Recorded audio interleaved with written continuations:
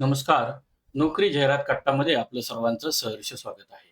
मित्रांनो, कर्मचारी राज्य विमा महामंडळ मुंबई इथं 366 जागांकरता ही जाहिरात निघालेली असून अर्ज करण्याची शेवटची तारीख ही 28/8/2026 आहे. तर ज्या जाहिरातीमध्ये application for employment of advocates तर ॲडव्होकेट्ससाठी ही जाहिरात निघालेली आहे. एकूण ॲडव्होकेटची 366 पदं असून या संदर्भामधलं जे क्वालिफिकेशन आहे, the advocate should have a bachelor degree in law from recognized university. The advocate should be enrolled, registered as an advocate with the Bar Council of India, public state bar counseling.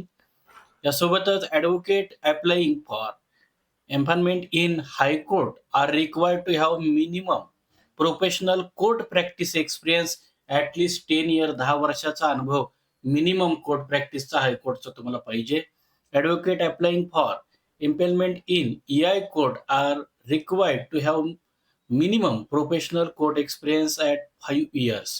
यासोबतच ही जी तुमच्या अनुभवाची आणि ही जी क्वालिफिकेशनची अट आहे ती पूर्ण असणं गरजेचं आहे. जॉब लोकेशन तुम्हाला महाराष्ट्रातील असेल. अर्ज दाखल करण्याचा पत्ता हा उपसचिव कार्यासन कार्यालय मुंबई 400032. अर्ज करण्याची पद्धत ही ऑफलाईन असून या संदर्भामध्ये अर्ज करण्याची शेवटची तारीख 28/8/2026 आहे. ई-सी-आय-एसची जी अधिकृत गव्हर्नमेंटची वेबसाईट आहे त्याच्यावरती मूळ जाहिरात जी आहे ती मूळ जाहिरात ही दिलेली आहे. ही जी मूळ जाहिरात आहे ती आपल्याला वेबसाईटवरती मिळून जाईल.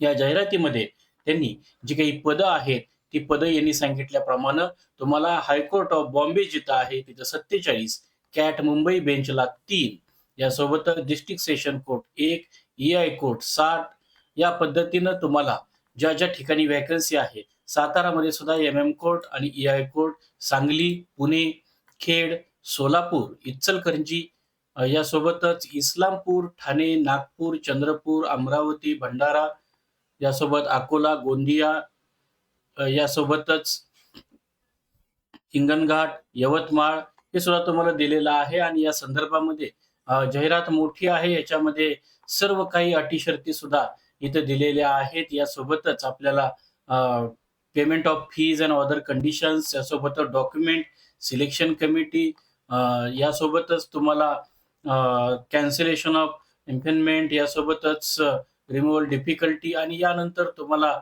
ॲप्लिकेशन फॉर्म जो आहे तो सुद्धा पी-डी-एफ फॉर्ममध्ये इथे दिलेला आहे.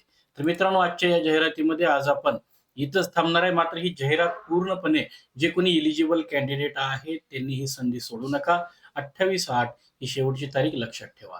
तर आजच्या या जाहिरातीमध्ये आज आपण इथंच थांबतोय. उद्या भेटू नवीन रिक्रुटमेंटसह. पाहत राहा नोकरी जाहिरात कट्टा. धन्यवाद.